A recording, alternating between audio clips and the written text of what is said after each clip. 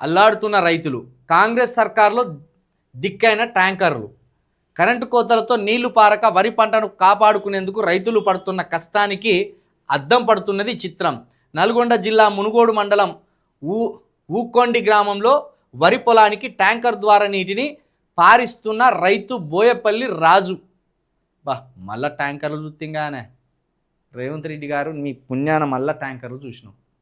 ఇక ఈ ఎండాకాలంలో బోరింగ్ల కాడ బిందెలు వాడల్లోకి ట్యాంకర్లు కనుక వస్తే ఊర్లలో, సిటీల్లో అంటే ట్యాంకర్లు అవసరం పడతాయి కావచ్చు, ఊర్లలో ట్యాంకర్లు కనుక వచ్చి పోసిపోతే ఇక ఆ పాలన 1996 నాటి పాలన. అది 1996, 95, 94, ఈ 2000, 2001, 2, 3 వరకు కూడా ఎండాకాలం వస్తే బోరింగ్ల కాడ బిందెలు పట్టుకొని అమ్మలక్కలు తన్నుకునుడు. ఈ తన్నుకున్న దానికి భార్య భర్తలు వచ్చి వాళ్ళు గల్లలు పట్టి కొట్టుకునేది. ఇక ఆవేశపరమైన కొడుకులు వస్తే వాళ్ళు కట్టెలు పట్టుకొని వచ్చి కొట్టుకునేది ఎవరికోలు. నీళ్ళకాన్నే అంత గోసుండే.